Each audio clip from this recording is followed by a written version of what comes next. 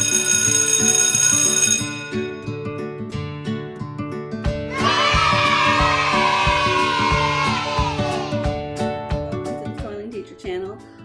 wanted to start this channel purely because I'm reflecting back on my first year of teaching and realizing there's some things that I kind of want to share with other new teachers. One of them being some stress management tips. So today I'm going to share with you my top 10 stress management tips for new teachers. Starting with the obvious one of finding balance. You've got to find balance as a new teacher between your home life and your work life. Otherwise, I think that's what leads to burnout. It's really hard at first to not want to do the most, to want to be that teacher that stays till 9 o'clock at night to get everything done for the week so you don't have to do it. It burns you out. It makes you feel tired. It takes time away from your family. So you've got to learn how to find that balance. When is it enough? Maybe you can't stay till 7 o'clock every day, but maybe you can stay till 4:30 or an hour after your job requires you to be there, whatever your time happens to be. But it's important to find balance, because otherwise you'll just feel like you're giving everything to your job. And any of you who have taught for any leagues know that it'll take it. Your job will take all of your time, gladly. But you've got to be able to give yourself some of that time. The next thing that really I think goes hand in hand with that is find a hobby you actually enjoy. So that may be coloring. It may be knitting, cooking, baking, patio time, working out, whatever it happens to be. Find a hobby that you enjoy that is not connected to teaching in any way, shape, or form. That way you have something that you can do that lets you feel a little bit of stress relief, that lets you feel human. Because, like I said, this job will gladly take everything that you give it. And sometimes it's the best part. But sometimes it takes a lot more than you intended to give. The next thing that I really suggest, and that has been a huge benefit for me, is find a mentor. Find that person on campus that you can talk to, that you can ask questions of, because that helps you. It helps to be able to see that successful teacher who's been doing it for a little while and see what they do that works, especially if it's someone in your content area.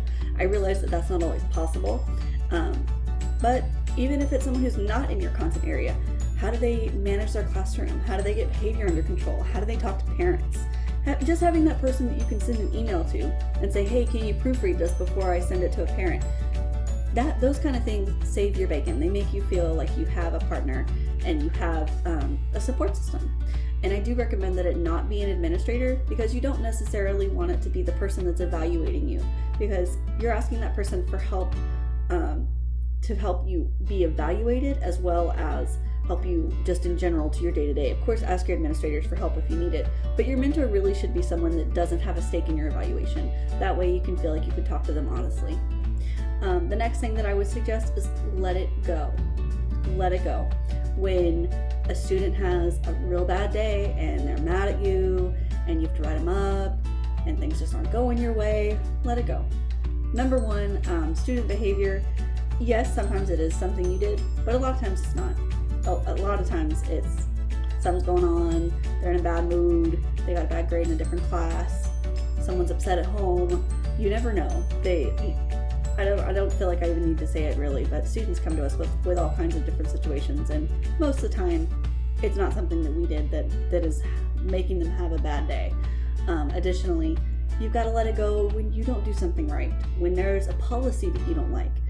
So be able to let it go, be able to work within the confines that you were given, because you can't change it all. And that's really hard. And that's really a tough thing to let go, especially if you're a type A personality like me. You want everything to be just the way you want it. And that can be hard. But being able to say, okay, this lesson plan flopped. This is what went wrong. This is what I'll do next time, really helps you be able to move on. The next thing I would really suggest, number 5, is to love anything. Love anything passionately.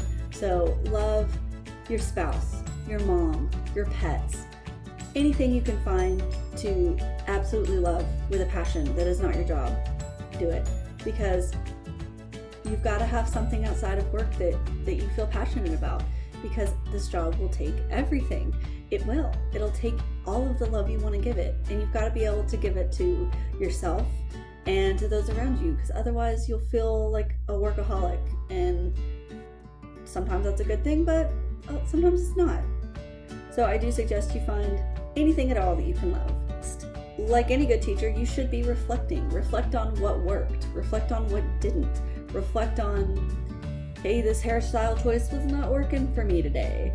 Reflect on, oh, I shouldn't have said that. That comment's going to come back to bite me. It's good to be able to reflect and look back because that's how you grow.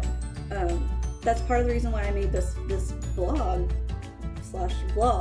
is because I think it's important to be able to look backwards and say, you know what, this is what helped me survive this first year. Next, I highly, highly recommend a cutoff time. Give yourself a cutoff time. Mine is 8 o'clock. I try to not do any work after 8 p.m. because otherwise I won't be able to sleep. I'll end up waking up because I'm dreaming about a lesson, or I'm thinking too much about a conversation with a parent on the phone. Like, I try to cut it off at 8 because then I give myself a couple of hours just to decompress, to get myself ready for the next day. In addition to that, plan ahead. If you're like me, if you had it your way, you would plan every minute of the day. But that's not practical. The better way to do it is to just have a series of plans. So I have lesson plans. I try to make myself familiar with our unit plans ahead of time. At home, I have long-term to-do lists, like I know I need to redo some stuff in my garden. Doesn't mean I'm going to rush out and do it right now, no, but it's on my list. So just having that list of things that I know I need to do at home and at work makes me feel like I have a plan. It makes me feel a little bit more organized and secure, because otherwise I am prone to being that person running around like a chicken with my head cut off. And having a plan of some kind really helps me feel stable and like I know what I'm doing. And that's important for me. Find a routine and stick with it. So that is so hard. In your first year, you're going to try different routines. You're going to try different things that work. I know for me, I tried to have students do warm-ups way too late in the school year, like a couple months into the school year. It didn't work. They were used to coming in and getting those couple of minutes before the bell rings to talk to one another and get themselves settled down before class. So asking them to do work before the bell even rang blew up in my face. Students were upset about it. Like, well, I don't have time to go to the bathroom. I don't have time to do this, that, and the other thing. So it really disrupted my classroom to try to throw a brand new expectation in midway. So I do recommend that before your school year starts, try to find a routine. Try to find something that works for you, works for any of your other professional classroom partners that may be in there, whether it's a paraprofessional or a co-teacher, and try to find a routine that'll work for your students. If you're like me and you have a lot of different preps that you're working with, not everything works for every class. You have to find what works best for your class. And for some classes, yes, having a warm-up every day is perfect. It gets them ready to go, gets them in the mood for English.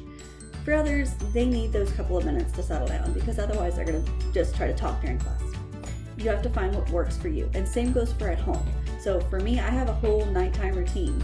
For example, this sounds really silly, but I pick out my clothes before I go to bed because I just don't like to think about it in the morning. Yeah, that way I know exactly what time I can roll out of bed because I'm a late sleeper.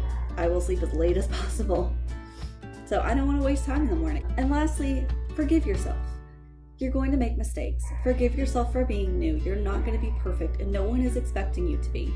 Okay, even if you get scolded, you're new. It's okay. You're going to make mistakes. Not everything is going to be perfect. And that's exactly the way it's supposed to be, because how are you supposed to learn if it all goes perfectly? You've got to be able to reflect, find what works for you and your students, find what works for you and your spouse and your significant other or yourself or your family.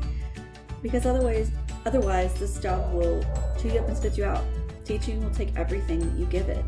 So you've got to learn how to give it just enough and save some for yourself and your family. So that's my top 10 stress management tips for new teachers. What would you tell yourself as a new teacher? Or even if you're new, what would you have told yourself on day one? What are some things that you would have done differently? Leave your suggestions down in the comments and I will post some of them on my blog. Thank you so much for listening to me ramble for a few minutes. I hope you have a great day. and continue to teach on.